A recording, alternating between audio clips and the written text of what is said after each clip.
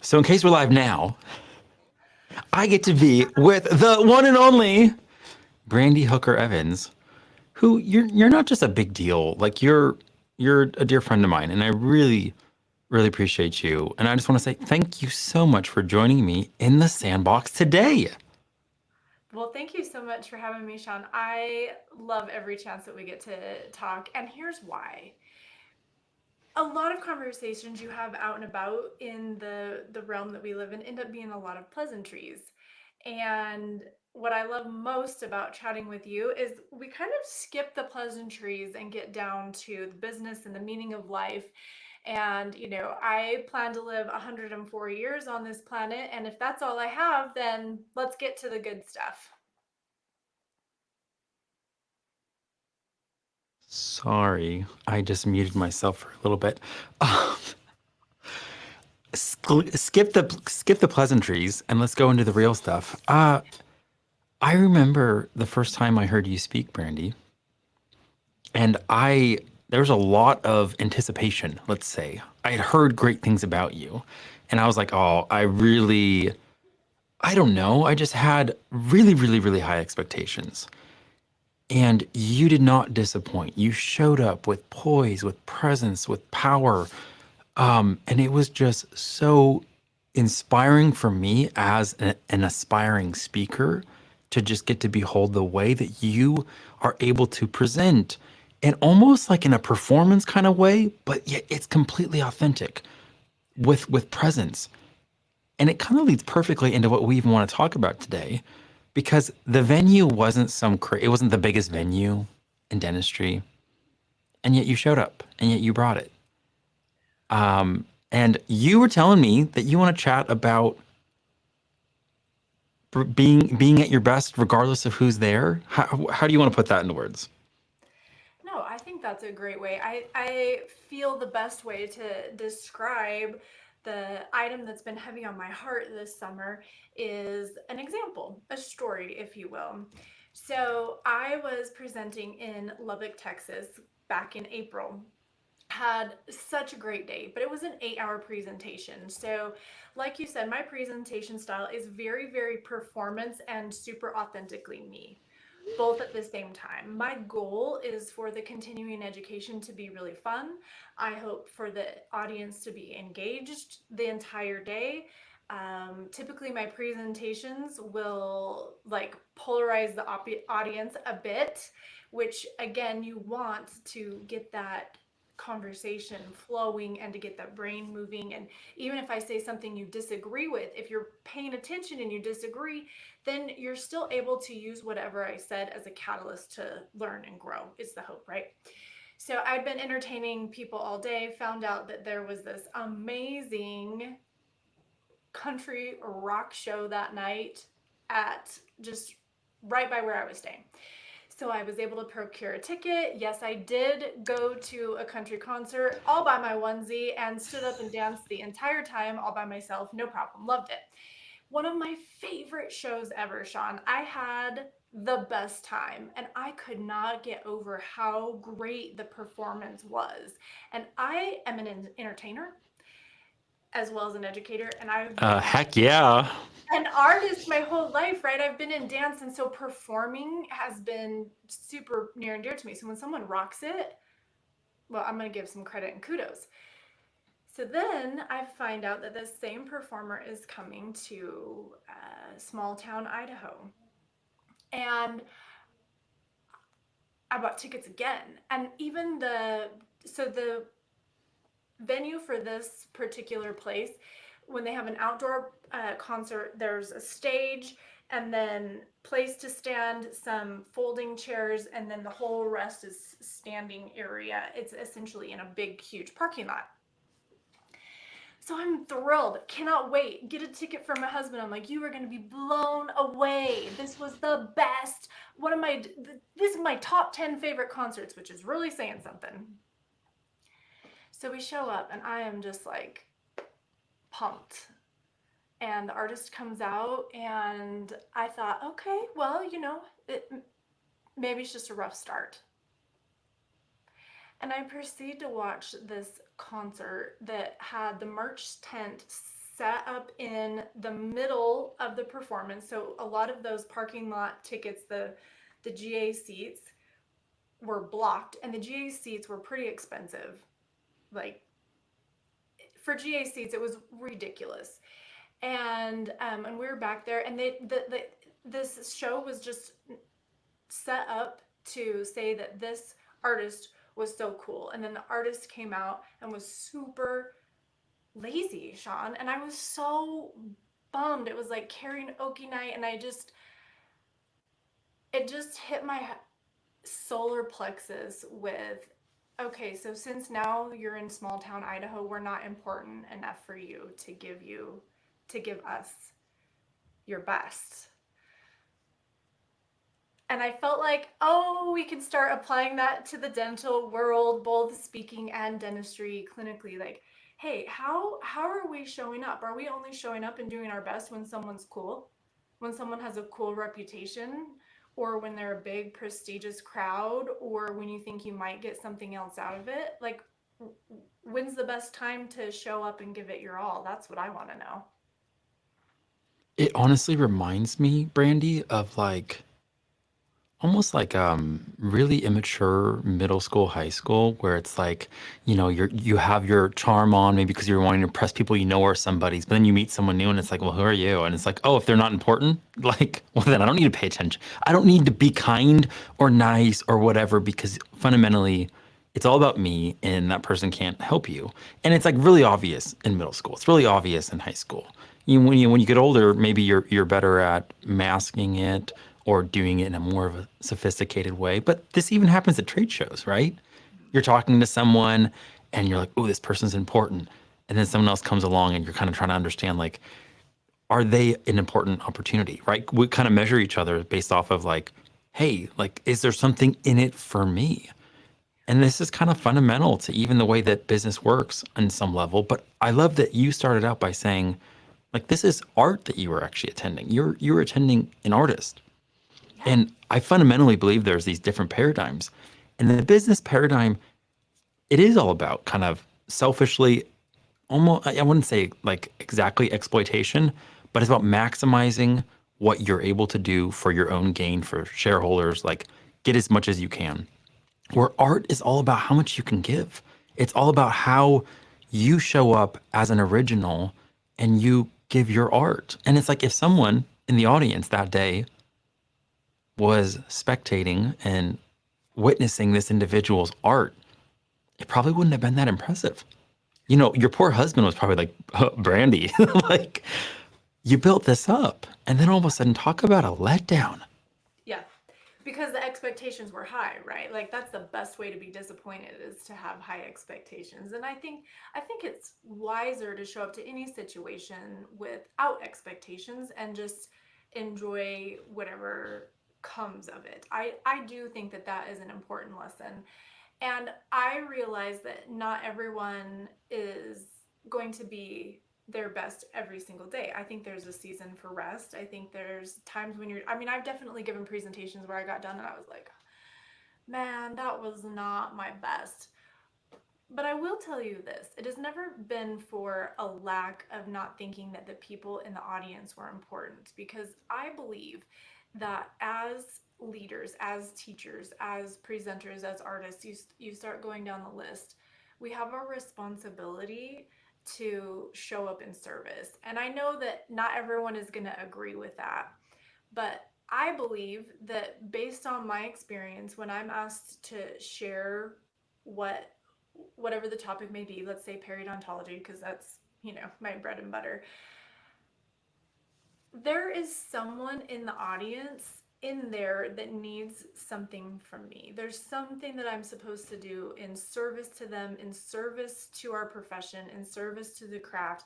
And so whether there's one person in the room or 1,000 or 10,000, it doesn't matter. That I believe that it is my responsibility to show up in service and to give them my very best, whether or not there's a scout in the crowd, whether or not the crowd is rich and famous.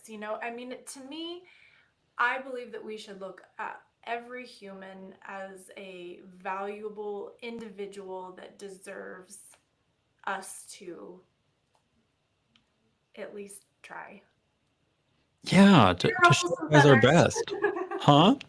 I said that's gonna ruffle some feathers, but I'm not gonna perform different at a conference where there are scouts for the biggest other conferences there. I'm not doing that different because there might be a hygienist in the audience who was me 15 years ago that is hurting, that is burnt out, or a doctor in the office that has three hygienists that is like dying to see their patients get healthier and on the edge of his chair to take something back to his team so that they can watch their patients get healthier. Like that is powerful and impactful. And it doesn't matter if that dentist works in Fort Hall, Idaho, or Fifth Avenue in New York City in Manhattan. Like that, they're still people. They're still humans.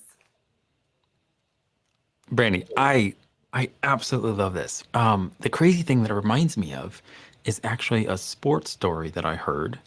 Um, Someone that was kind of relatively unknown that had to work his butt off in high school to make the team, work his butt off in college, and then even like to try to make it onto the pros in the NFL. He was one of those always overlooked, always having to prove himself.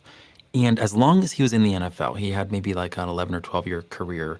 The first 5, 6 years, he was always the first person to show up at practice, and he was always the last person to leave. Mm-hmm. And then all of a sudden, he got drafted to a different team. And I'm not going to mention the team yet. And he shows up and he goes into the locker room, and it's like, an hour and a half before practice, and he's getting ready. He's all excited. And then all of a sudden, he steps out onto the field and he's like, man, like, again, this is like year number 6 of being the first person to be on the field. And then all of a sudden, he looks around and realizes, nope, there's someone that's already there. And he's like, what? How can this person have beat me? This is crazy. So he's, part of this new team. He's just kind of observing, and there's this drill where the receivers line up kind of, in a line, a little bit wide out from the quarterback. And there's 3 quarterbacks that are all taking reps, and there's tons of receivers. And this person that had been there early on the field before him was a receiver. And he, like everyone else, would line up as a receiver, and all of a sudden, they call hike and they go out and they kind of do this all pro glide, but they'd just be almost like 70% speed. They catch the ball, then they go back, kind of, strutting their stuff, hand it to the coach. And then this person lines up, looks off almost like with this crazy, serious, like intensity. They snap it instantly, flies into his cuts, flies out of them, gets the ball. The second he catches it, he turns upfield and runs 95 yards into the end zone. And then comes back, runs all the way back, hands the ball, and did this play after play after play after play. And at the end of practice, this guy goes up to the receiver, who you may know him as Jerry Rice, and he's like, this is practice. Like, I don't understand. Why is it that every single time, like, no one cares? This is just practice. What are you doing? And Jerry Rice said something. He's like, you don't understand. Every single time these hands touch a football, this body goes into the end zone. Yeah. Like, I'm trying, like, this is just the generosity. And that's what the guy said. Jerry Rice was the most generous person he knew because he gave it everything, even when people weren't watching. Yeah. And that's how he was able to give it everything in prime time when everybody was watching. And people want to be able to turn on the switch. And it's like that. It doesn't work that way. Tom Brady, when anyone that knows sports is like, that's exactly, he practiced so hard. He had a certain standard that he lived up to on his own. And he kept that standard when he was in complete obscurity. And that's why when he became the best quarterback ever, he just kept that same exact standard. This is how he shows up in life. And that's what you're talking about. It's not about the outward circumstance that's going to dictate how I show up. I'm showing up as my best right now. And I don't even know if anybody's paying attention, but I'm still going to give it my best because that's who I am. Right. Right. That is such a beautiful story. I feel that's one of the reasons I love sports so much and entertainment so much because there's so many learning lessons in that, and people say that it's just a game. And on one hand, it is just a game, but it still is art, and it's still your expression of your soul, and it's a big deal to show up and practice the way that you want to play and perform, practice the way that you want to perform, and connect with humans that in a valuable way, because you never know when someone is hurting and needs you, or and it doesn't even have to be that serious. I feel like one of the reasons why God put me on this earth was to go to the grocery store, make eye contact and conversation with the elderly folks that are pushing their carts around too. Just because some people are really lonely. One time, this is a little like rabbit hole, if you will, but one time I was visiting with an elderly gentleman, and he said, I think the hardest thing about getting old for me is that people in our culture don't make eye contact with people over a certain age. And so then I started paying attention to this. This was, I don't know, 10 or 15 years ago. I started paying attention to it, and I did notice so many younger, middle-aged people pass by the slow-moving granny and gramps in the grocery store, and or wherever we were happened to be at, kind of overlooked them or looked past them. And so I took it. I mean, there's been other signs that I felt like I was really, really called to take the time, and when I'm at this store, make eye contact and hello and how are you, and you look beautiful today, and can I load these groceries into your car? And I don't do that for any praise. No one's ever going to know. I mean, the only reason why you know this now is because I'm telling this story that I'm called to go to the grocery store and make friends. Um, but there's no glory in it. There's no financial gain. There's no nothing. It's just truly trying to be present and loving to a human, that there's a large chance that a small kindness like that is going to make their day. And what if that small kindness did make their day? Wasn't that worth it? Or what if it motivated them to make someone else's day? Or, I mean, you start going down the list, and when you show up and are being kind and being present, or in at a concert giving your best, because some of those people, let's go back to the concert idea, this will be the only time that they've ever seen that person in concert. And some of those people, it was their only, like their very first concert. And there are a lot of people in the crowd that they're only going to get to go to one concert a year, or one concert. I mean, you just never know what someone's circumstances are going to be. And so, again, even if you are in small town Idaho, or you're at that teeny tiny study club, or you're just seeing your 2 o'clock patient today in Pocatello, Idaho, I just think we owe it to ourselves to show up and give it our best. Just like Jerry Rice, he was like, man, I get my hands on this football, I'm running into the end zone. Me, I see a human that could use a hello, and I'm going to be present with them. I love that because it kind of kind of reminds me, like my wife gets annoyed at times because anytime we're out, I always want to use people's names if I meet them, like a server. So all of a sudden someone shows up and they're like, have you been here before? This, and they go through the whole spiel and they're like, well, let me know if you guys need anything. We'll be back. And then I'm always like, well, thank you, Matthew. And they kind of get perked up like they didn't realize I saw their name. Just because I'm always looking for it. Like I know when I read Dale Carnegie, How to Win Friends and Influence People in high school, that someone's name is one of the most valuable things that they can hear. It kind of just humanizes them as a person. Like it's not the role that they're doing. They're a person.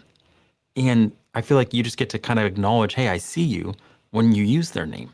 And my wife's always like, why do you, even going through the drive-thru, like, at Chick-fil-A or something like that, as the person is handing us the food, it's like, okay, thank you, Sandy. Why did you have to use their name? Well, because they have a name. like it's just, and I love that it takes away from, we're not coming up with a list, Brandi and I, of like, these are things you need to do. I think what we're challenging each other and everyone with is like, it's about who you are. It's about being. And if you're going to be all the time. Don't show up great for clients and then shit on your family. Like, right? I have nothing left to give. I'm really, really great when it comes to smoozing and getting clients to feel special, or when I'm a coach or a consultant, I have all the answers, and I'm there, and I active listen, and I'm patient, and I get to shine. And then I go home, and I don't want to listen to the problems that are going on in my own home. And again, this isn't to should on anybody. It's just that, like, when you're whole and when you're aligned, it's actually it's not about performing. It's simply just about being who you are. I think when it comes to sport, it's not as much of a challenge, let's say in football, because there's what, 15, 16 games. But in something like baseball or basketball, where they have 112 game seasons, that kid that gets to go to that one Michael Jordan basketball game in the regular season, and that's all they can afford, and they go. It's like, I think even I've heard in interviews, Michael Jordan's like, I don't know the first, like, who in the crowd is the first time and the only time they're ever going to see me. So it's on me to put on a show all the time, to find a way to come up with some mental hack, to create some sort of like a scenario, so that I can dig down deeper and say, no, this matters, even if it's just for one person. Yeah, because you don't know when you're going to make the difference.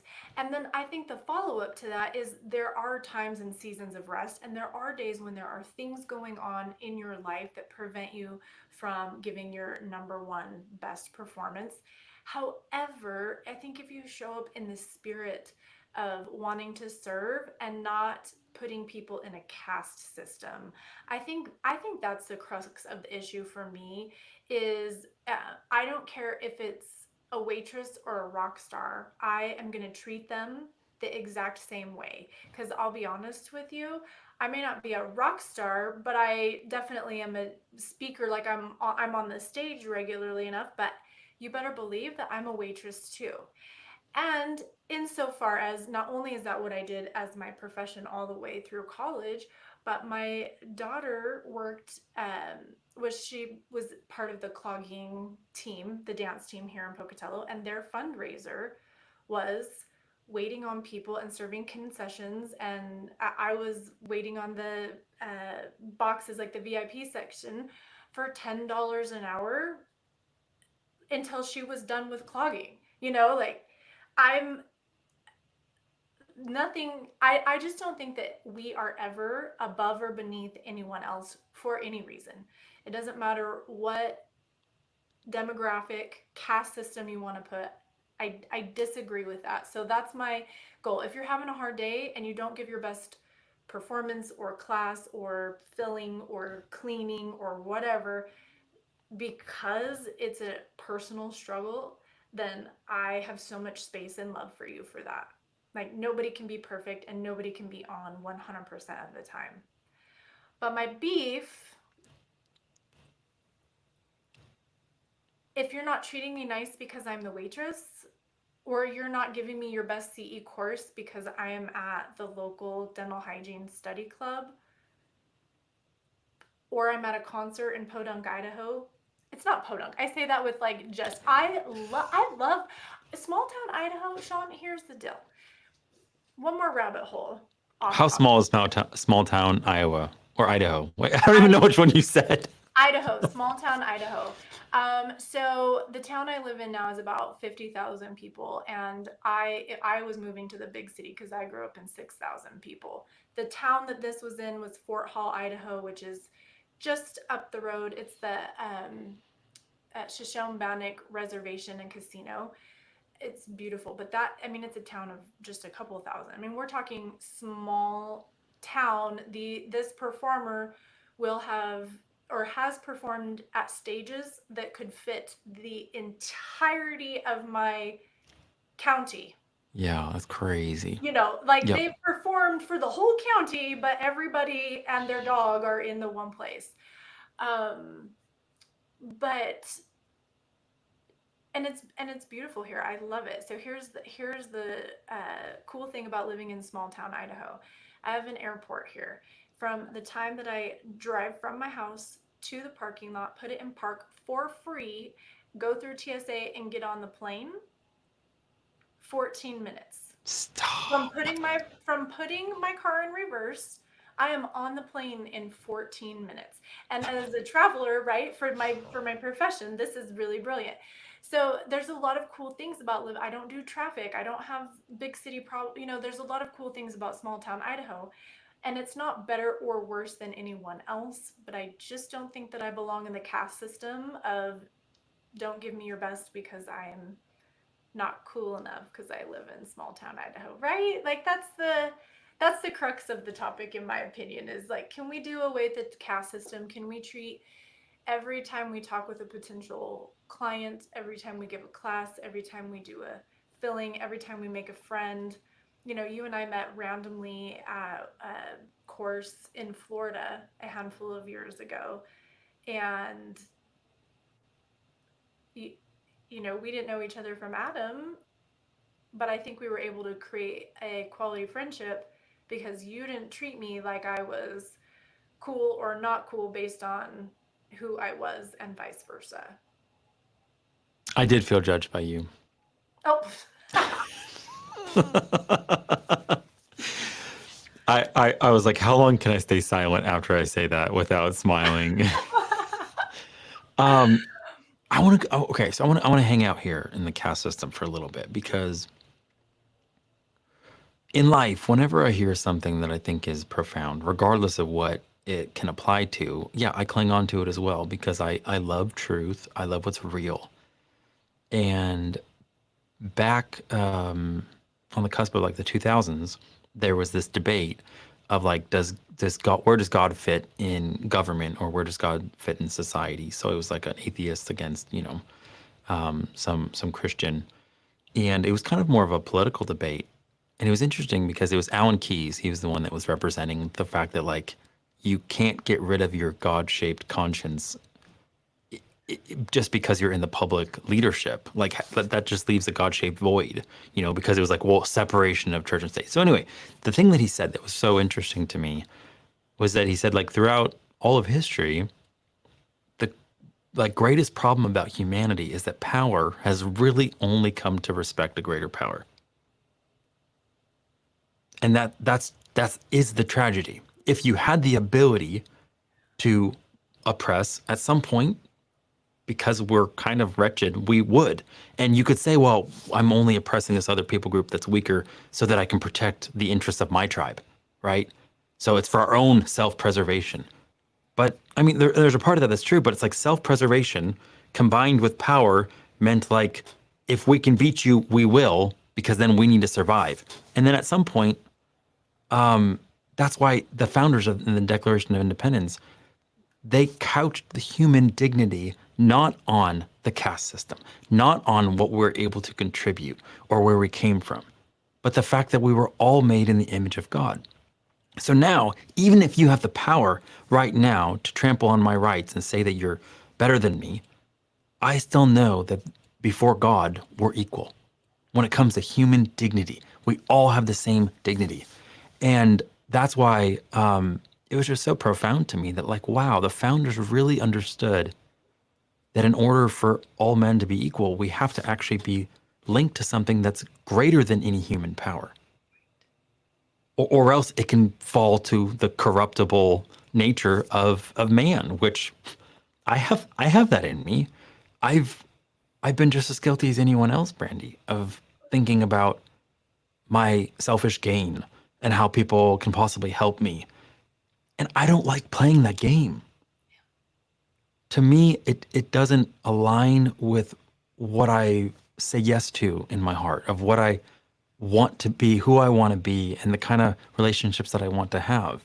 I don't want it to be all about, well, you know, on paper, this is Brandi and this is how she can help me because her audience looks like this and her target and this and that. And, you know, I can leverage it and use it and maybe I can get her to like me if I, like, it's not a scheme. And I think that's what people understand.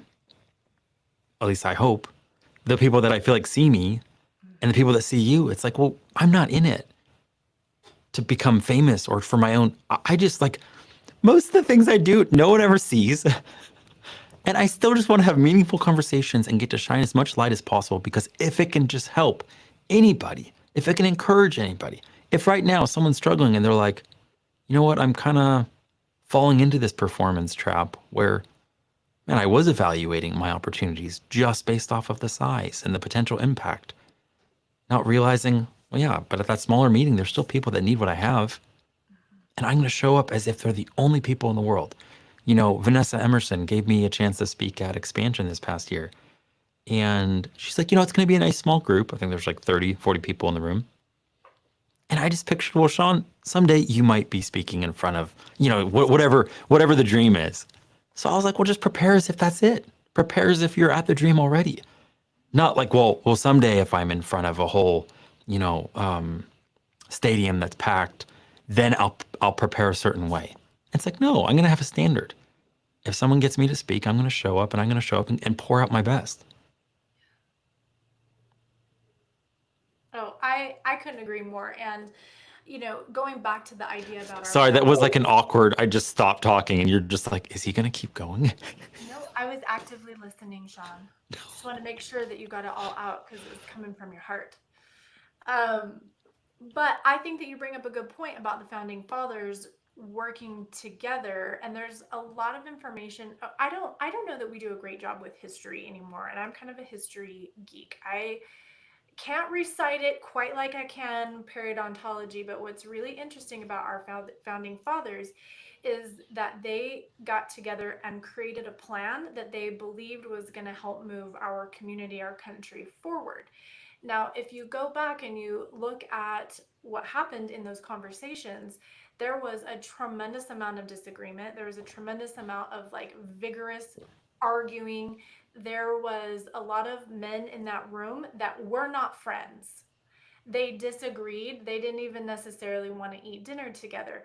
However, their goal was so much bigger. The synergy of what they could do together was so much bigger than getting caught in the petty differences of The collective vision was so worth them laying aside the petty differences that to come to, that's beautiful. it was a very grueling, contentious situation. I think that some of us have in our minds when we think back like, oh, it was just a different time and everyone agreed and everyone had the same this and the same that. The whole concept of the God-shaped hole was a lot of people in that room had to come together and let go of the vocabulary because they didn't see eye to eye on that spiritual side of things, which I think is a great lesson for us today in the Do we 2024. have any kind of like divide in our nation? It's the craziest damn thing I've ever seen, Sean. Like Wait, are we people going have here? totally they've totally forgotten. So what I'm inviting us to do is also then like let go of the vocabulary that's holding you back from connecting with those other humans, because now when we look at this way, we have a caste system of like people who agree with us, people who don't, people who have these types of beliefs, et cetera, et cetera. And so then you watch people walking into conversations or situations or choosing not to because they have judged their audience.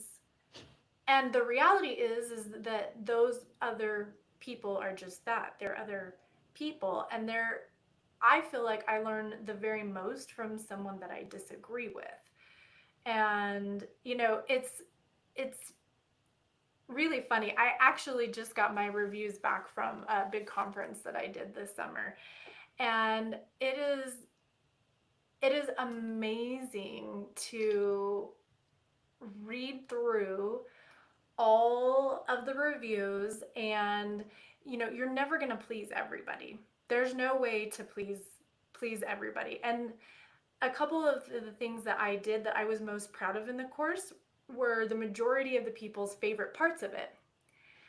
And I bet it's not a stretch for you to believe that those exact same things that I worked so hard to put together, to plan out, to do, to put myself out there on a limb, to be brave, all of those things that were the majority of the class's favorite thing were the exact same things that a handful of people thought was a waste of their time.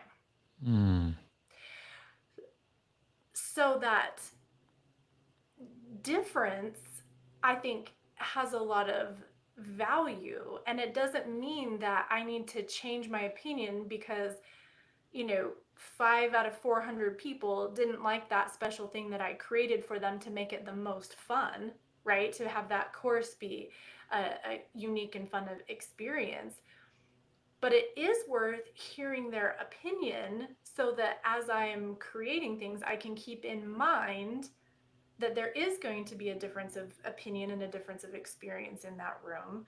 And so I can still learn from it and I can still value them and not disregard them as humans because they disagreed with me. Learn from them and also not internalize it as a bad thing, you know? Does that Oh yeah, yeah, yeah. Because oh, there's a lot going on there. It kind of shows like sheds some insight into the humility that you have, Brandy, to because you're committed at a very high level to what it is that you do. You yes. take it incredibly serious. When you show up, you bring it. And yet to have the humility that's just because someone didn't like it or didn't resonate with them doesn't actually mean there's something wrong with them. Maybe there's a part of their perspective that I'm not aware of. And maybe it could just be something small where in the beginning you just preface it a certain way and now all of a sudden it's positioned in a way that all of a sudden they're like, oh, well, since I'm thinking of it that way, you're right, that's not a waste of time. Because sometimes it's the context that someone doesn't understand. And because the context isn't set correctly, then all of a sudden it's not aligned with our expectation. And it's like, well, I didn't sign up for a course that was just going to have me play patty cake with my neighbor. Yeah, yeah, but do you know why we're doing this? And I'm not saying you're not setting the context right. I'm just saying, like, you don't have an opportunity to learn if you don't actually stay open to receive whatever the possible critic might say. And then on the other hand, to be like Tevye in whatever that movie is, darn it. The If I Were a Rich Man movie, what's that? Come on, Fiddler on the Roof. Have you ever seen it? Oh yeah. Oh yeah, yeah, yeah, He has yeah. those conversations with himself and he's like, and on the other hand, and then he's like, but on the other hand, and then at the end he's finally like, there is no other hand. But on the other hand, though, there's the Roosevelt quote, right? About the man in the arena and how it's not the critic that counts. So at an identity level, the critic doesn't count.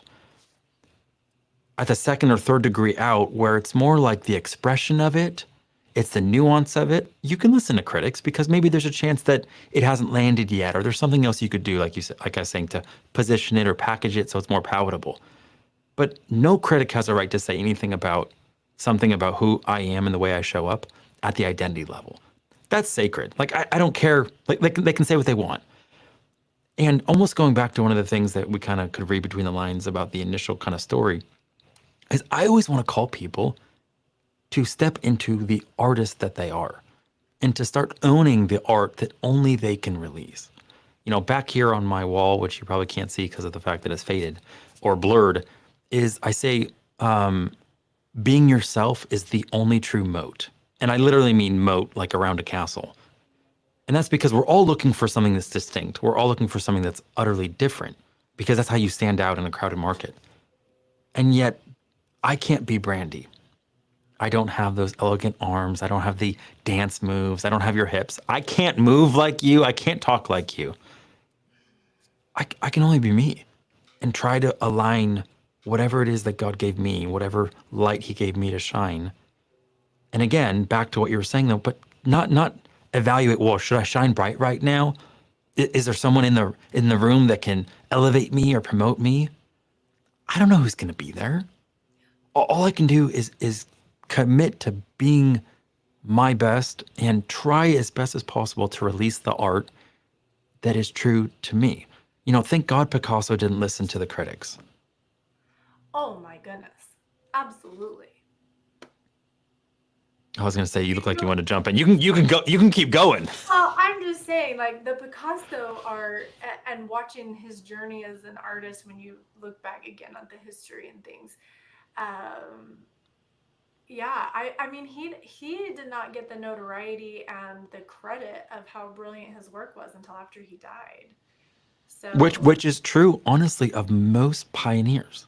Like if you were a true pioneer, it's in hindsight that we recognize, oh my gosh, that was completely genius and something we haven't seen before. And yet the people rarely receive honor in their lifetime. Oftentimes they receive ridicule and shame because they were so far ahead of the game that people were just like, you're weird. Like it doesn't make sense what you're doing. Right. But it wasn't weird. It was just new. It was just different. And to your point, we don't need two Brandys. We need a Brandy and a Sean. That is over and over going to be true, that if we, like you say, shine the light that we are given, live into being ourselves.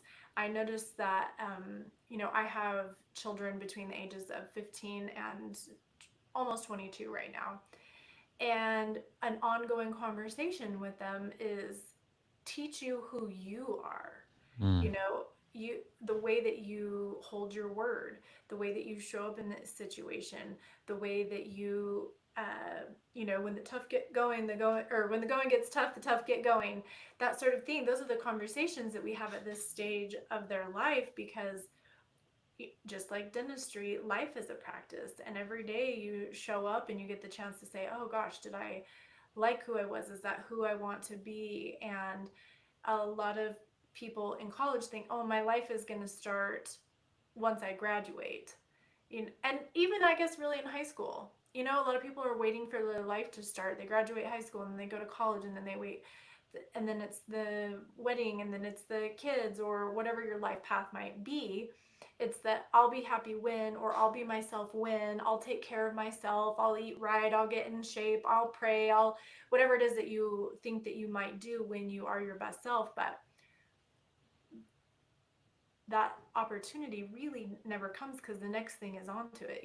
Like, I'm not kidding you, Sean. When I got done with my book, released it, did the launch party, so excited. Dentist, hygienist, and cows. I mean, I'm wearing my little cow t-shirt about every day, as much as the machine can wash it.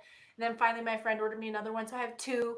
Like just so excited. And I heard over and over, well, are you going to write another book? And Like I'm like next. still sweating profusely from like having gotten all the stuff done from the first one. And the question is, what's next? And so my invitation to you and I and our friends that might be listening to us, my children and the world at large, is don't wait to practice being your best self. Don't wait until you're at the stadium to give your best performance. Don't wait to mean what you say and say what you mean until you're graduated from college, or you have the book, or you've got the gig, whatever it is. Just every single day, show up, shine your light, practice being yourself, hold space for whenever your best self isn't that good. I got days where my best is not very good. But be you, practice being you each and every day and figure out who that is. And guess what? It's okay if you change your mind. If there's something that you liked about yourself that you're going to let go, or something that you don't like and that you feel like you need to move away from, you get a chance to do that every single morning is a brand new opportunity for you to lean into being you, enjoying the present.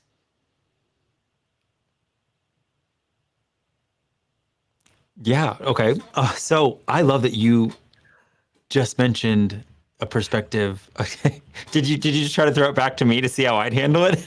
No, I mean, I want to know, like, does that resonate with you? Like the practice of being you every single day, not waiting for your life to start, not waiting for that. Well, I was gonna say, like, I love that you were using the frame as a parent because I'm behind you by 7 or 8 years. So my youngest is 8, my oldest is 15. So your youngest is my oldest. And we have 5 kids, so there's a lot of difference in the sense that you can tell, like, there's contrast between my 3 daughters. They're not all the same. They're not anywhere close to being the same. And yet every now and then certain virtues or certain expressions of a virtue get labeled as like, this is good. Then another child of mine can't actually represent or manifest that virtue. They can't. Like, it's just not them. So does it mean that they're not good? Well, no. No, because that's the beauty of like who we are, and the way that we were formed, planned with a purpose is more than enough. But the problem is we show up and there's comparisons all around us. And I think one of the most deadly comparisons are the comparisons on like where we've already, like what the destination we've reached. Because then it's like, well, do I have as nice of a car as the person next to me? Is my business as successful as that person? Did I speak at 50 engagements this year in dentistry or just 15? Did I get the recognition and win the award at this award ceremony? These are all destination based things that we make comparisons on. Well, in reality, we can't control any destination. You can't control the outcome. All we can do is start talking about, hey, you and I, it's on us to just do the best we can at being, at outputs. That's all I can control today. How I show up, what I do, the commitment I have to my art, the commitment I have to creating value, to serving other people, but also to discover who I am. Because in the beginning of every single person's journey, right, we start off by modeling. Like kids model their parents. Oh, I love my dad's perfect. My mom's perfect. I want to be just like them. And our parents are like our heroes if they're good parents. If we're lucky enough and blessed enough to have good parents, they're the ones we look up to. And then all of a sudden we have some other mentor or someone that's famous that becomes like a hero and we want to be like them. But then at some point it's like, yeah, but life is only going to be fulfilling if we discover there's a path only I can take. There's a journey and a grand adventure that's really meant for me, but I have to have the courage to almost like unplug from the programming, to almost like get out of the stream that's popular and trendy, and to look around and go, yeah, you know what? I'm going to bet on the compass that's inside. I'm going to bet on the still small voice that I can hear and be like, I'm going to follow that voice into the unknown and just trust. Like trust becomes your compass. And yet that's something that I don't know how many people intentionally develop, like that virtue of actually trusting. And that's the superpower. That's the only, if you don't have trust, you can't be who you're called to be. I was listening to a podcast the other day and it was Eric Weinstein. I don't know if I'm saying his name right. And he just said something that was so like provocative to me. He's like, I don't think everybody has heard their own voice in their head. And I was just like, oh my gosh. Like, could it be that there's so much noise? Could it be that there's so much pressures and programming that like so many people just end up following along, just kind of going where the stream takes them? Isn't that life? It's like, well, no. Life is that you're an original, you're completely unique, and there's no one else like you. But if we're not whole, you can't believe that, right? Because there's something wrong with me. Like I've run into my own wretchedness, Brandi, and I'm like, oh my gosh.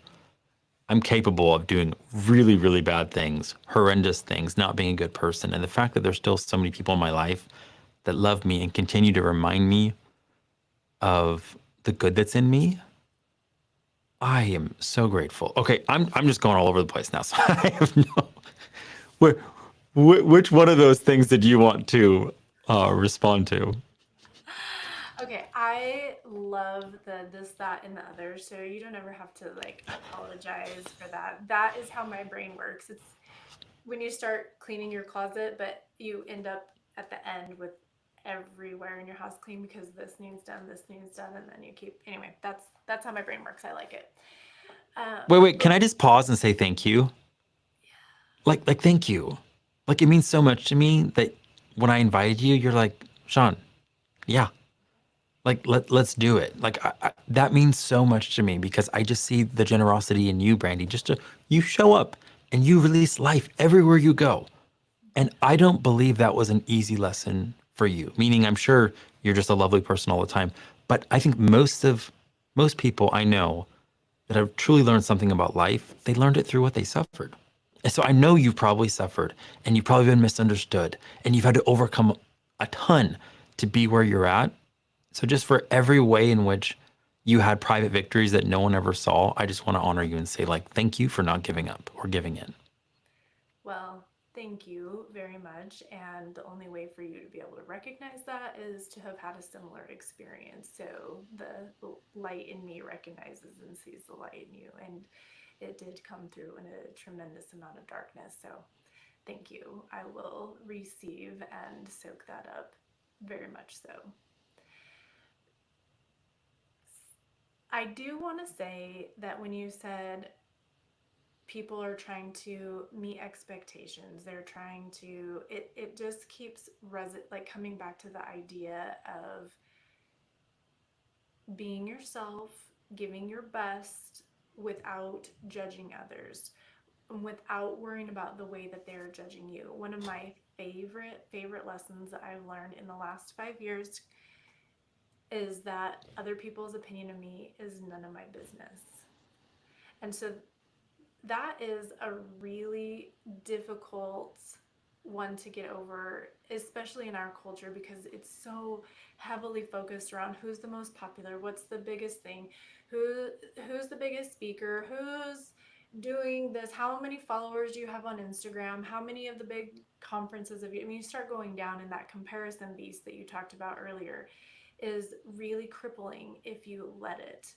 And so the goal, in my opinion, to put a sweet little bow on what we've talked about today is take some time with yourself to learn who you are and continue to get to know yourself as life has experiences. It also changes you. Every conversation changes you. So take time to get to know yourself and re get to know yourself. And then, whoever you are, show up in that capacity in a spirit of service, regardless of what the accolades attached to it may be. Just be you so that you can trust yourself in any situation. And I do not know how to take all of this and infuse it into my 4 children, but if I could have done that well for them, then like if how do you have these conversations? I mean, I'm having them with them all the time, but I'm just saying, Sean, like what if your kids could just know that? What if you could teach them and yourself, because I'm like leaning into this, I think about all the times where I didn't show up as my best self because I was worried about some of these trivial things that we've talked about. But what if you could just infuse that into the humans around us? And what would our world look like if people trusted themselves and they trusted the ugly part of themselves, that was part of the process and part of the journey, and that yucky part is there to teach you something and to grow from, and that someday that yucky part is going to be healed and beautiful, and then you'll be able to help someone else that's had a similar experience. I mean, what if we could just infuse this idea into everybody? What would our world look like? Well, I have a little bit of an idea because looking at you, it's like you shine because there is this measure of wholeness, but not just wholeness, like as if, well, Brandy's done such a great job perfecting herself that, like, if only you could be that good. No, as you've gone through it, what naturally happens is that you also have this same exact measure of grace and compassion that A, you've had to give to yourself, which is harder, but you also made provision to be able to release it to those around you. Because the second you've had to go through suffering, that you've gone through tragedy, you've actually had to grapple with pain, the pain of what hasn't happened, or disappointments. When you come out on the other side, you don't come out so that all of a sudden now you have this criteria where you can judge people because you're like, oh my God, I'm great. That greatness has such a humility baked in because it was like, oh my gosh, I see you. I see that you're in the journey and I honor you because at least you're saying yes. At least you're trying. At least you're getting up. And everyone that doesn't snuff out their life is still actually trying. They're still saying yes to just trying to fight for hope. I've been in tons of seasons where hope, it was hard to find. I was like, man, is this just going to be the same year of experience or 5 years where it feels like I'm failing or I'm losing or I'm not providing enough for my family? And you'd said something, Brandy, where like I put so much on hold because I thought I needed to be something or reach a certain destination and then everything would unlock. So I did this crazy if fan that was like so conditional. And then I waited for me to reach that so that everything else could fall in line. And year after year after year after year went by. And finally I was just like, I can actually like lean into the feelings and the realities of what I was hoping that destination would bring me.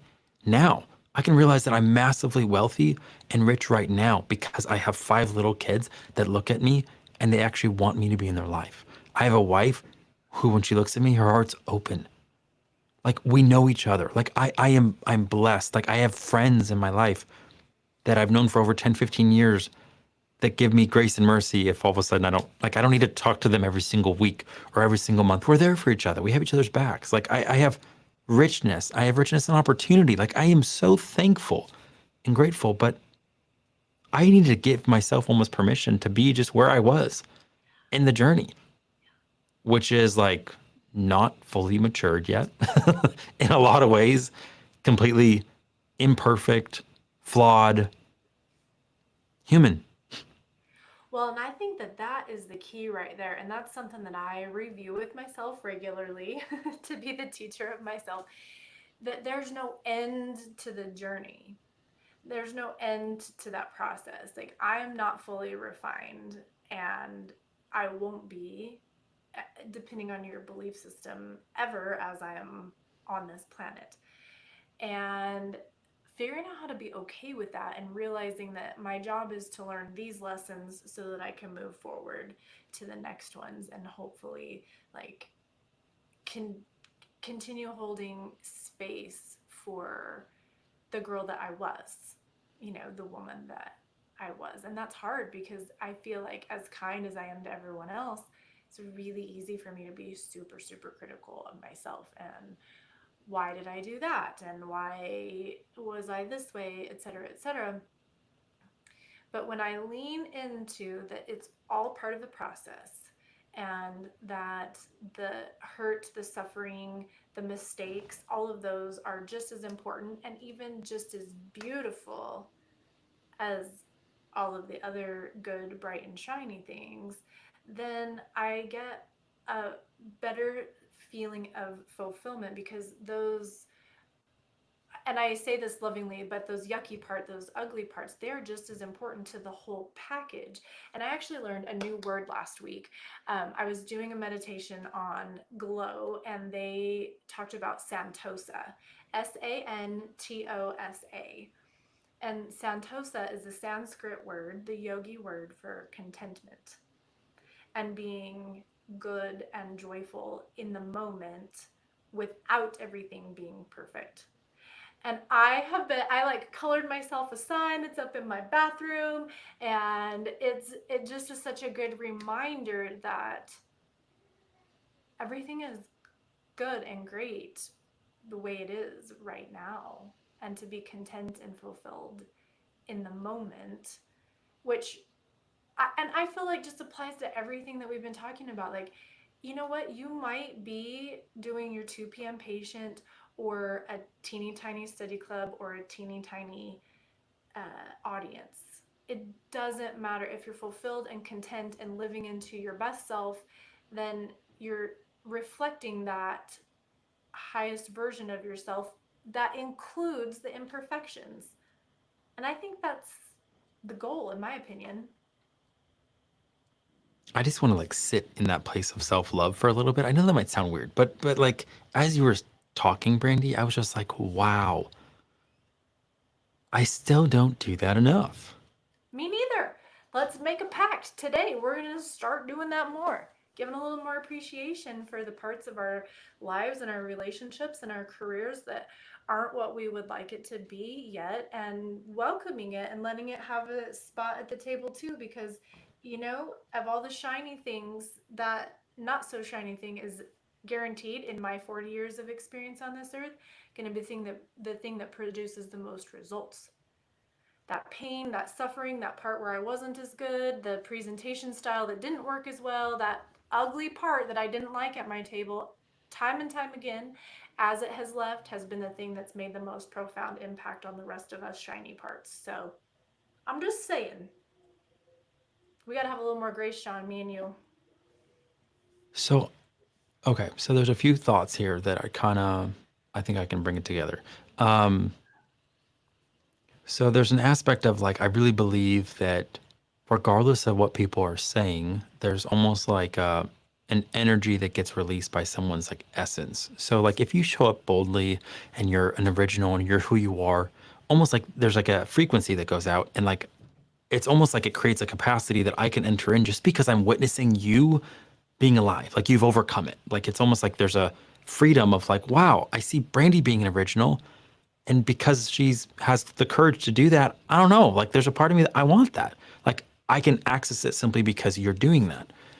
And yet there's another part when it comes to like our kids where like who we are speaks louder than what we say. Actually, sorry, that wasn't the part. The part is that I feel like generationally, that fits, but generationally, the whole idea of like our ceiling is our kids' floor, and the idea that like stewardship's supposed to be like this upward glorious cycle where it's like DNA gets better with legacy, spiritual callings, inheritances, everything just keeps getting stewarded so that like my kids are in a better position than I was because I poured out more, and you know it's just building and building and building. And yet the idea there though is that like any door that you don't close or any monster that you don't take out, they have to. It's like just something you're leaving for them. And it's like if there's one gift I would love to give to my kids, it's that like in me loving myself and letting love in deeply, I believe it's going to be a frequency that's going to be released. It's going to be something that they're going to see beyond anything I could say. Because I could tell them that over and over and over again. And I could get mad. You got to love yourself. You know, it's not about what you do, because that's what I wrestle with. But the greater thing would just be if I could go deeper into it, rest into it more. It could be a greater reality that just oozes out of me so that they get set free to just be who they are simply by being around their dad, because they realize he gets it. He's resting in it. He truly knows he's delighted in, he's loved, he's enough simply for who he is. It's being. And that's the birthplace of us doing anything remarkable. It's the birthplace of us doing and creating any sort of art. It's that doesn't make us worthy. We're worthy to begin with, and that's settled. And from that place of being settled and that place of worthiness and dignity and equality, and then we can just shine effortlessly. And I don't know, I think I need to like forgive myself just for all the ways in which I let myself down, you know, like self-respect, the times where I endeavored to do something and I didn't, that I didn't want to show up a certain way, but then I did in a bad way. And it's like, so the past, I'm going to let the past have that much power over me today because I'm not willing to just reconcile it with like grace, mercy, and just like actually give myself something that I don't deserve. Like, isn't that mercy when you like don't get something that you deserved? Oh, yeah. Yeah.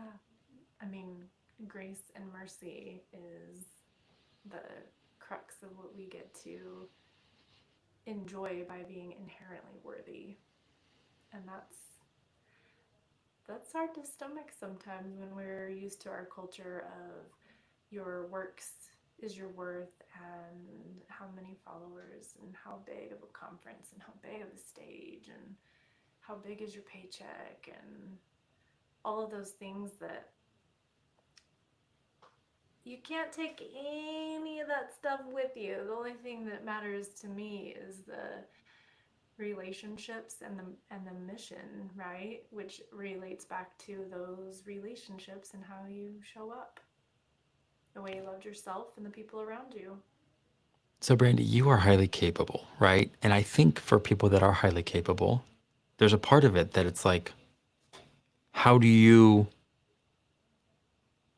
like, because you can, like, I don't know how I want to say perfectionism isn't within reach, but like excellence is, because you are very capable.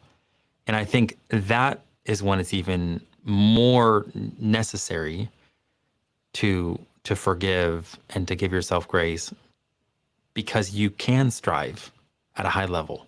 You can accomplish at a high level. You can make adjustments because you're incredibly competent. And yet, that's not the message that I'm wanting to teach my kids.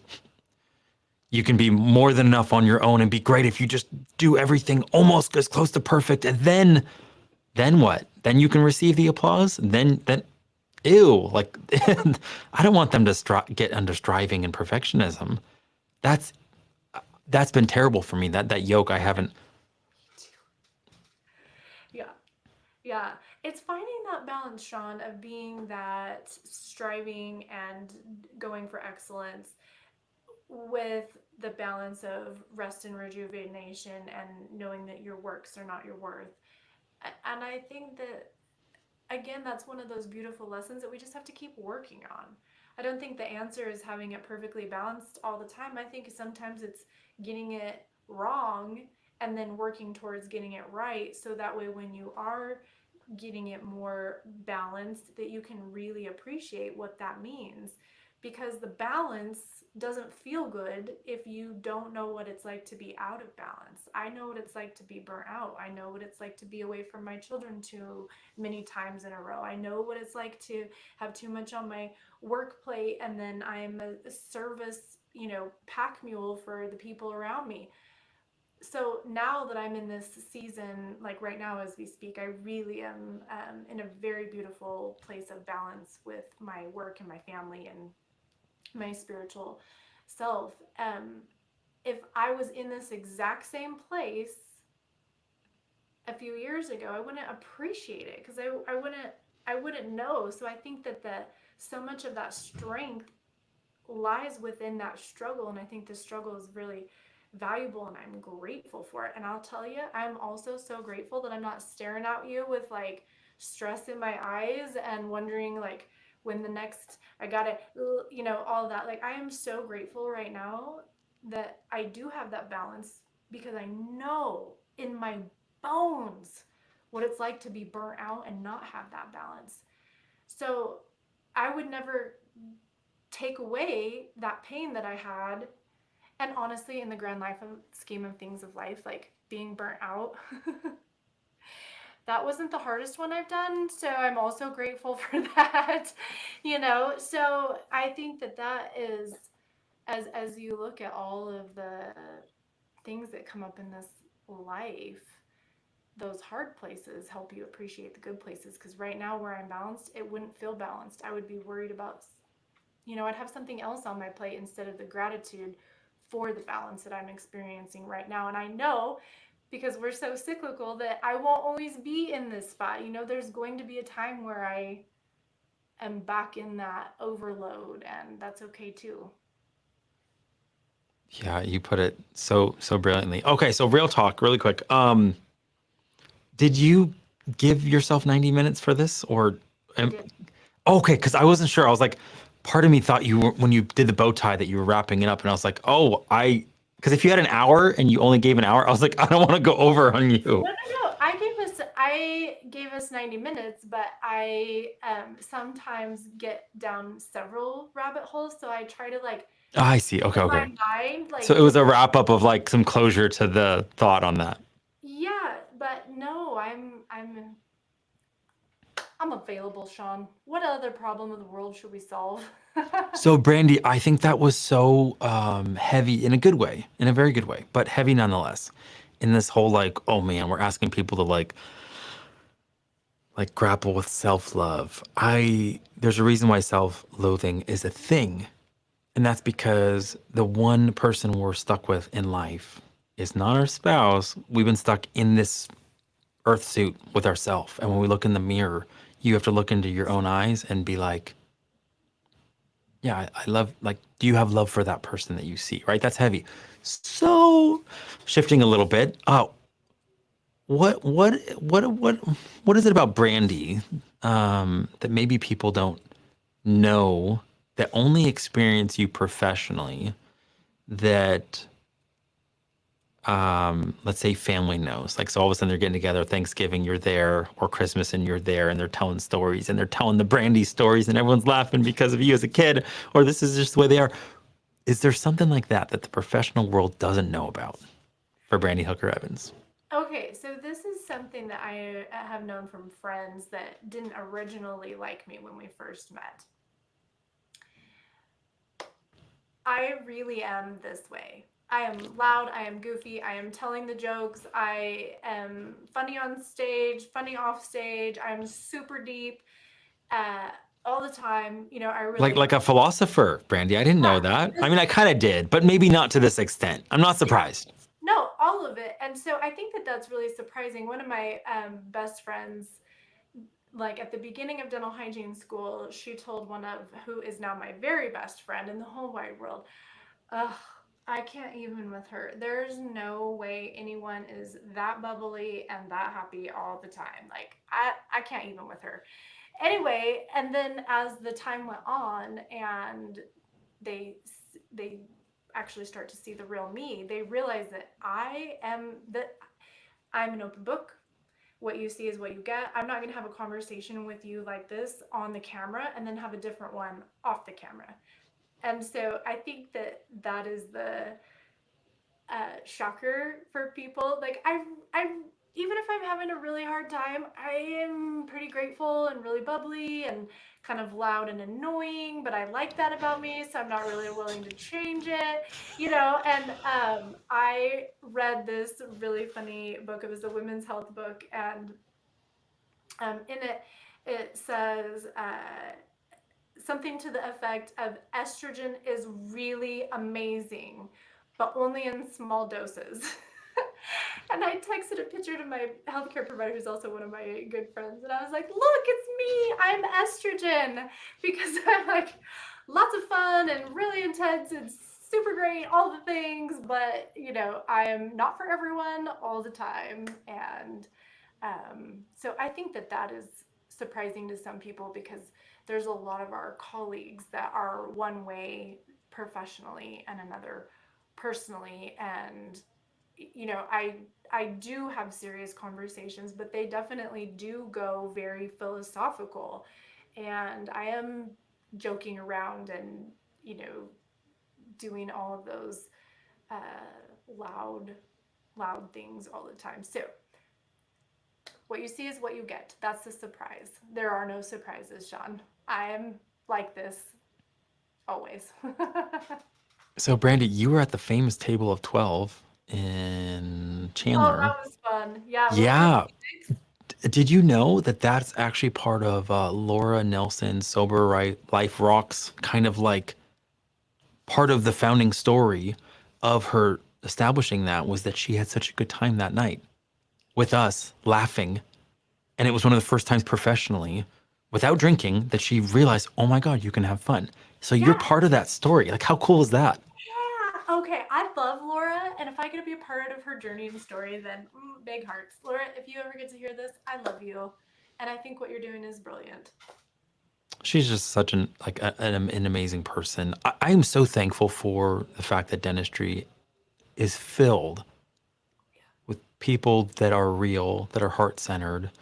But Um, Sean, that is such a good example. Sorry, I'm totally going to interrupt you here. do it, do it. That is such a good example of showing up and being yourself and not worrying about what other people think. Because part of Sober Life Rocks is being confident to drink a non alcoholic beverage when the people around you are drinking alcoholic beverages. And so that goes back to where we started all the way at the beginning, is be yourself. And it doesn't matter why you are or are not having an alcoholic beverage. That is between you and your body and your situation. Drinking more to fit in or to have the confidence to be available socially was one of the things that was preventing her and some of our other really close friends from truly getting to be their best selves and be who they want to be. And so they are not alone in that. There's a lot of people that struggle, and it doesn't necessarily have to be alcohol, but with Sober Life Rocks, this has been a great catalyst to show that you don't need those shoes that everyone else has. You don't have to have an alcoholic beverage. And maybe you aren't the girl that climbs up on the chair and cracks the jokes about whatever during the middle of a presentation. You don't have to be that. You might be the quiet, soft, knock your socks off that never leaves the podium. And that's great too. So I think that what Laura is doing is helping us all be reminded to live into being ourselves. Mm. And you don't have to be doing with what the crowd is doing in order to be yourself. And it is okay and actually supported to make the very best decision for you. Anyway. That mic drop moment. That was beautiful. So interestingly, somehow you were talking about that, and I started thinking back to you saying something earlier. Kind of, it was like semi-political, and I just remember thinking that between the lines, what I heard was when we actually label people, it's almost easier to like dehumanize them. Amen. Like oh well, you're just this, like and truly, every single person has their own upbringing, their own story, their own unique DNA. And we truly haven't walked life in their shoes. We don't know what they're thinking or why they're thinking that. And I think, on a very shallow and unfortunate level, the divide in our nation is so much because of we're just trying to almost like group think here, group think there. This group hates this group hates this group, almost like to tear us apart. And I'm like, what's crazy is I know beautiful humans on both sides and in both parties, and they're humans that care. And they're humans that like deeply care about our nation. And yet in the politicizing, Politicized. You got it. yeah, I was trying to say that ending in nation. Everything getting politicized. It's that's not the story. The story is like, oh no, no. Like you're right and you hate those people that are dumb, that are wrong, and then they think they're right and hate the people that are, and it's like that doesn't make our nation great. It makes our nation great when we can uplift each other and actually find common ground, which is exactly what you were saying with the founders. And I thought that was amazing. Like I think it's pretty documented that Alexander Hamilton and Thomas Jefferson did not like each other Ow. at all. And yet, I think one of the craziest things too is that like I think most of the founders were under 30, aside from like Ben Franklin, who Yeah. I think might have been in his 70s. And to think that they were able to help birth a nation at that age, I'm like, what happened? Is this like life before the internet? I mean, I know it was, but I'm just saying, is that what life before the internet and social media and like the dumbing down of the populace could actually do? That like a 22-year-old could actually lead the nation? Like that was just amazing. It is amazing, and that I think that that has a lot to do with why we're so polarized now. Because the way that the media goes, your phone is a smartphone, right? And so what you are fed are based on the algorithms of how much time, what you click on, all of those things. So this is a little nugget of information because I can't help be the teacher. Um, Leading up to World War II, there is an estimate on the media that our country was fed that it was 20% propaganda and 80% news. Mm. That what was being said was fact checked, was reported fairly. Like people who went to journalism school, like they can start to give you this whole vocabulary of what it is expected for honest, scrupulous. There's a word for it. Journalism. Unbiased? I mean, Ethical. Ethical ethical. Yep. journalism. Okay, well, fast forward, and in our time since really 2010 and on, and particularly in the last 5 years, that number has completely flipped.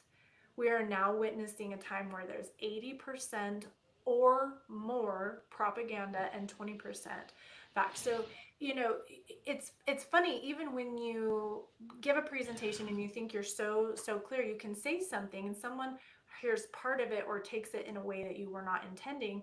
And so then that gets twisted, and something that you never said and you never meant, but then it gets propagated throughout the world. Well, this is happening with our media over and over and over. And people who tend to one side are getting fed this information, and then likewise on the other. And so really what they're doing is pitting us against one another, so that there is a fear-based situation, which does a couple things, and it relates back to your idea earlier. It You have power over people if Mm. they're afraid. And uh,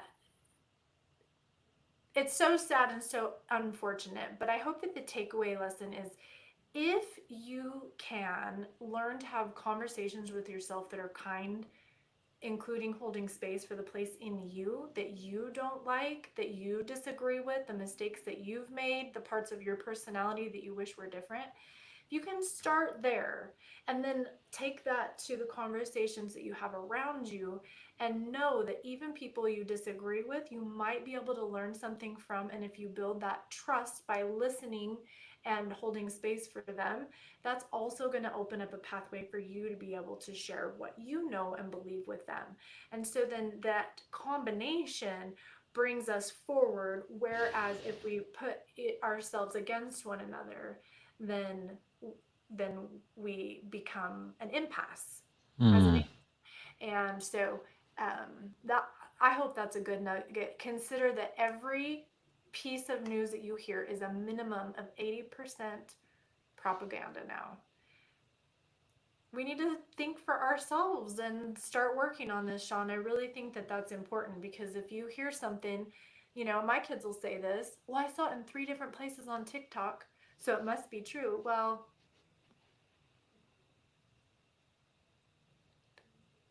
that means that's a pretty scary reality for us if that's what we're going to do.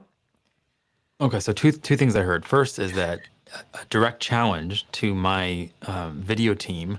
Can you guys splice this in such a way that Brandi says something really hateful just to dentistry? So just cut it up in a way that we can see. They can. They can. So Based only challenge on number what I one. say. Yeah. I do it. Do it. That would be so Stop. interesting. We'll splice it together so that I don't even know what you'd say. Like, hygienists should rule the world. And then okay, so truly what I did get through what you were saying though was like almost like if we also throw an AI and the fact that it kind of threatens humanity in terms of like what is unique about us, what is it that we can do that AI can't do, and it just takes me back to doubling down on art, because if so much of what we're consuming when it comes to media is fake, and then now there's even like fake creative expression through AI, then what is real? And what's real is me, my journey, my story, and my ability to brand myself in such a way that I'm an original and I have a light that only I can shine and I have art that only I can release. And that's what I'm saying. It's your moat. It's the best strategy to bet on yourself right now instead of being popular, trendy, cool, whatever's in right now, because that makes you completely replaceable. And if you're relying on an act where you have to simply just perform, though, to me, again, that's like the news. They just fake it all the time. Like they're just faking it, and we can see through that now. And that's where I love that you are a performer, but you perform again that almost second or third degree from that place of essence, from that place of authenticity. Right. And performance in that way, all it does is elevate. Yeah. It's not fake. You're not performing on top of counterfeit. You're performing on top of originality, and it just amplifies. So I love performance in that way. I don't love performance when it gets in the first degree, that central part of us, because it doesn't belong there. That's where authenticity, that's where originality comes from. And I feel like we've maybe given people permission to explore that and to think deeply about that as their best strategy for moving forward. This has been incredibly provoking. I know that you are like the philosopher because you grapple with what's real. And whether it's in the dinner conversations or in the little breaks at trade shows, I've just always appreciated the fact that that's what you care about. It is what's real. It's life. You care so much about just raising your 4 kids. It's not just about what you're doing in dentistry. It's about being an amazing mom. It's about being an amazing wife. It's about being an amazing person. And I think that's amazing. So right now, though, if people are listening and somehow they're like, "Oh my God, I want to work with Brandi, though. I want to find out more about what she's doing," like where can they learn more? Well, they're always invited to my website at brandyhookerevans.com. It's just my name on the website. But if you want a window into my soul, dentist, hygienist, and cows, you can get it on Amazon or Barnes and Nobles. It's you definitely know me better after you've read the book. So that is a great, easy way to get in touch with my at least dental philosophies and philosophies on life. So Was I that scary publishing it? no, because I kept telling myself other people's opinion of me is none of my business. And this is my life's work as a dental hygienist. And I truly believe that, and I've had some of my friends in other professions read it. And I said, okay, I know that you're my friend and you want to tell me I did a good job, and that's great. Super cool. I'll take that. But tell me, as a PT, as a counselor, as a, like another healthcare profession, what does this mean to you as far as the way that you're going to take care of people? Because my book is all about looking at the human as a whole and providing exquisite individualized care so that the professionals have a great day, the patients get healthier, and then ultimately it results in everyone doing well, right? And it's been really fun to watch the people in the other healthcare systems be able to apply the philosophy to their own career, even though they aren't part of dentistry. And so I knew that I was called to share this message. And just like every other thing that I do, there's going to be people that love it. And then there's going to be people that think that it's not taking this subject seriously. It's too much humor, why did she stand on the chair? Why did she make us dance? Why what like you start going down the list of the naysayers and what they might say, and I respectfully am absorbing those opinions. And I'm also Teddy Roosevelt's gladiator in the arena. I'm covered in blood, sweat, and tears, Sean. So if you're in the arena with me and you have something profound to share with me and some constructive criticism that I can learn and grow from, I'm all ears. If you're in the cheap seats, I'm going to read about it and I'm going to probably laugh it off. Just saying. Just saying. So that one I know was a bomb when you dropped it, because I heard it a few months back when you said it on social at one point. The whole other people's opinions are none of your business, of you are none of your business. And I remember like that just hit me really deep because there's a part of me with, empathy or emotional intelligence that likes that I can kind of read people, right? And I can kind of Yeah. tell whether or not, I don't know. Crave the approval. Right, right. We're doing okay because I like keeping the peace. I don't like rocking the boat. I'm not trying to create unnecessary conflict. Are you kidding me? Peacekeeper. Like I would rather so one of the things I've struggled with is like temporary avoidance is a great strategy, or sorry, avoidance is a great strategy for temporary relief, but it ensures long-term suffering every Yeah. time. And that's been a struggle of mine because I'm like, ugh, if I avoid it right now, at least it keeps the peace in the moment. And maybe then I can figure out what to do. But I found out that that's kind of like a pagan peace is like we're not actually addressing things. A true peace is what happens after the storm. It's it's what remains after everything that could be shaken is shaken. But anything that has foundation, anything that has roots to it is going to be fine. But anything we started building that really was out of alignment that comes down because all of a sudden, like, so that's why storms aren't bad. I think they're meant to disrupt and get rid of some of the things where we're kind of off. I don't really know exactly where that one's coming from, Brandy, but I loved that you shared that. And I'm guessing that was something that was a hard fought one for you. Oh yeah. Yeah, I still tell it to myself all the time when I have that. Like I said, the email today of all of the reviews, I have to, before I open it, say other people's opinion of me is none of my business, and what can I learn from this and grow from it and enjoy it. And it really is human nature to focus on the negativity. If you have 211 reviews, and 4 of them were negative and everything else was outstanding. Stop. Right? That is, but you know, the ugly ones are they're brutal, and I feel like some That's not even 2%, Brandi.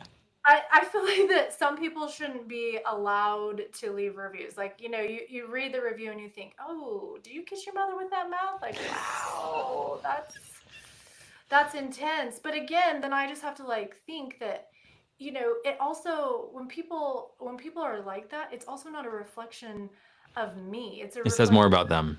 where they're at, what their experience was like. You know, I mean, if you say that you didn't like that you got up and moved in my course, and that there was participation, and that there, it had humor and some lightheartedness incorporated. If you say I hated that, then Sean, I am never going to be the presenter that you want to hire, because my number one goal is to make education fun again. Mm. The whole reason I became a public speaker, which by the way, it's September 2024, I'm celebrating 10 years of stellar outcomes like this month. That is amazing. I'm so excited. But 10 years ago when I did my very first class, the number one goal, in addition to changing lives with the quality content, was to make education fun and enjoyable again. Or maybe ever. Maybe it wasn't before. So if you say that you don't want to come to my class and have fun, then I'm never going to be the one that you want to speak. I'm just not, because my goal is for the audience to have fun. And if we've got 100 people in the room and we've got 2 sourpusses in the back and 98 people saying, oh my gosh, it was so fun, we never get to do that, you know, they're like so happy clucking like chickens and I'm clucking along with them, like those 2 people that didn't like it, you know, then I'm going to respectfully send you love and be okay with the fact that you didn't enjoy me. So here I am with Brandi Hooker Evans, and the reason why we're celebrating 10 years, which I just found out about, of you doing stellar outcomes, is because 10 years ago, 9 years ago, you didn't show up as if it was small. You didn't show up to that small room thinking, well, I'll try harder when it's a bigger venue. Back to everything you started with, because you gave it everything. You appreciated the opportunity. You were grateful, and you didn't play small. You know, I say no one wins when we play it small. Like, Brandi, we want you to be able to shine as bright and brilliant and make as much impact as possible, because you're not competing with anyone. No one's competing with you. In this world of abundance, you're the only one that can show up the way you are. So we're rooting for you to just go as big as you can. Like, go ahead. Please do that. So anything you have to believe so that you can just be free to just share the gift of who you are with the world, I'm on board with that. And likewise, right back at you, Sean. That, well said. So I'm 100% in your corner. I appreciate you. Thank you so much, Brandi, for joining me in the Sandbox today. Thanks, Sean. So good to see you.